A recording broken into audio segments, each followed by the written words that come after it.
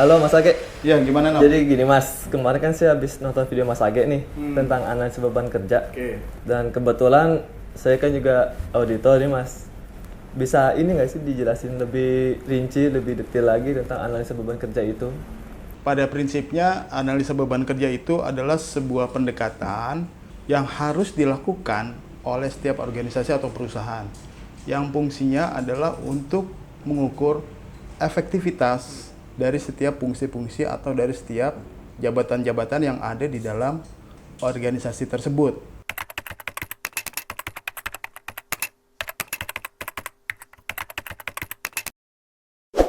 Bagian manfaat dari kita melakukan analisis beban kerja, salah satunya adalah melakukan yang namanya perencanaan penggunaan tenaga SDM atau istilah kerennya MPP. Apa tuh MPP Mas? Manpower Planning. Manpower Planning. Itu apa sih Mas? Bisa dijelasin lagi nggak apa Manpower Planning itu? Manpower Planning itu bagian atau efek ketika kita melakukan analisis beban kerja. Jadi ketika kita melakukan analisis beban kerja, kita juga bisa melakukan yang namanya Manpower Planning. Nah, Manpower Planning itu kita dapatkan ketika kita selesai melakukan analisis beban kerja. Nah, contohnya misalkan satu, tugas melayani kebutuhan masyarakat dan media terhadap informasi mengenai organisasi itu ada beberapa aktivitas. Nah, aktivitasnya salah satunya contohnya misalkan menyiapkan perangkat kebutuhan pelayanan kehumasan. Nah, di sini kita lihat nih, aktivitas itu dilakukan periodiknya kapan? Hariankah, mingguankah, bulanankah, atau tahunan? Nah, kita lihat kalau bicara tahunan itu berarti sekitar 11 atau 12 kali dia melakukan itu. Lalu frekuensinya setiap melakukan itu berapa kali? Apakah 3 kali atau 2 kali? Lalu waktu yang dibutuhkan ketika melakukan itu, setiap kali melakukannya itu berapa menit? Misalkan 30 menit. Kalau kita jumlahkan aktivitas itu aja udah misalkan 11 kali 3 kali 30 menit itu sekitar 990 menit per satu aktivitas. Kalau kita akumulasikan tugasnya itu sekitar 635 menit, itu sekitar 107,25 jam. Itu baru satu tugas. Kalau jabatan itu ada 6 tugas, contohnya misalkan ke-6-6-nya itu jumlah total jamnya sekitar 1550 jam.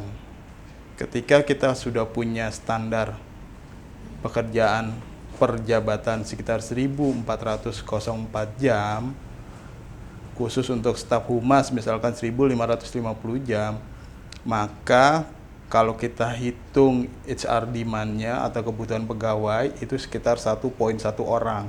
Kalau kita bulatkan itu sekitar 1 orang. Tapi kan setiap orang itu kan perlu dinilai Mas, kinerja dan kompetensinya. Betul. Nah itu apa sih hubungan antara kinerja dan kompetensi itu ke Manpower Planning dan analisis beban kerja ini? Ketika orang itu dinilai performanya atau kinerjanya dan kompetensinya, itu akan mempengaruhi yang namanya human capital readiness. Waduh, apalagi tuh Mas, human capital readiness itu? Gini, sederhananya ketika performa orang itu dinilai misalkan sekitar 90% dan kompetensinya sekitar 70%, kalau kita totalkan itu akan menjadi 0,63. Nah, itu namanya indeks.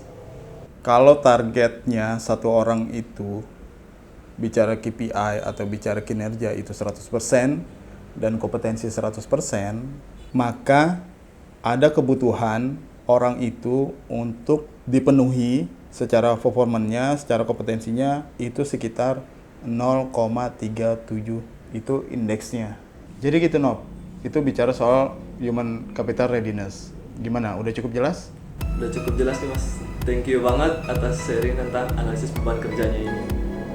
Jadi, analisa beban kerja yang notabene berbasis business process itu terkait dengan manpower planning dan human capital readiness. Dari saya, Age Malori.